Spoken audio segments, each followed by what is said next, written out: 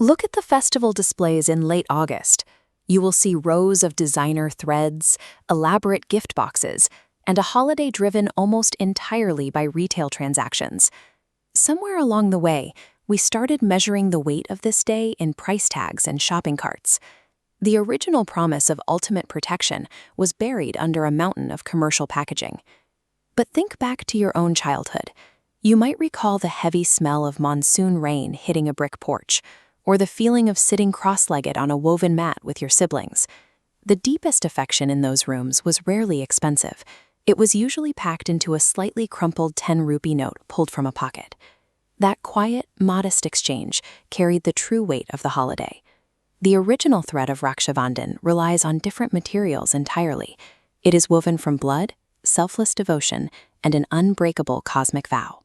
To find the origin of that vow, we have to travel to the Imperial Assembly Hall of Indraprastha. This is a massive, ancient space, crowded with rival kings and heavy political tension. During a grand royal ceremony, King Shishupala stood before the crowd and unleashed a torrent of abuse at his cousin, Lord Krishna. Krishna had previously sworn to forgive exactly 100 public offenses from Shishupala.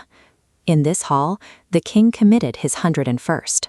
That crossed the threshold of divine tolerance. Krishna summoned his ultimate weapon, the Sudarshan Chakra.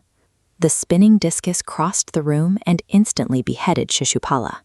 As the heavy metal weapon returned to its master, its razor edge grazed Krishna's little finger. A single drop of crimson blood welled up against the dark skin. Panic rippled through the assembly. The queens scattered, frantically searching their royal wardrobes for the finest medical bandages and clean silks to treat the wound. Draupadi, observing the chaos from Krishna's feet, completely ignored protocol. She was wearing an immensely valuable, gold-threaded brocade sari, and she simply grabbed the edge of it. Without a second of hesitation, she tore a long strip directly from her royal garment. In classical Indian texts, this spontaneous destruction of earthly wealth is the purest physical manifestation of bhakti, selfless, unconditional devotion. She carefully bound the torn fabric around the bleeding cut. By stepping in to absorb his pain, Draupadi forged a silent covenant. She placed the Supreme Being under a cosmic debt. Years roll by. The Pandavas, Draupadi's husbands, gamble away their entire kingdom, their wealth, and eventually their wife in a disastrous game of dice. The Kaurava prince, Dushasana, drags Draupadi by her hair into the center of the court. To maximize her humiliation, he begins to forcefully pull at her single garment. She looks to the elders. She looks to the scholars. She looks to her warrior husbands. Every single one of them sits in complete silence. The laws of men and the strength of the state have entirely collapsed. Realizing that earthly power offers zero protection, she lets go of the garment. She raises both hands to the ceiling and calls out to Krishna. Hundreds of miles away in the city of Dwaraka, Krishna hears the plea.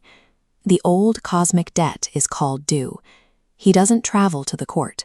Instead, he lifts the self-same little finger, still wrapped in that torn piece of red silk, and shakes it.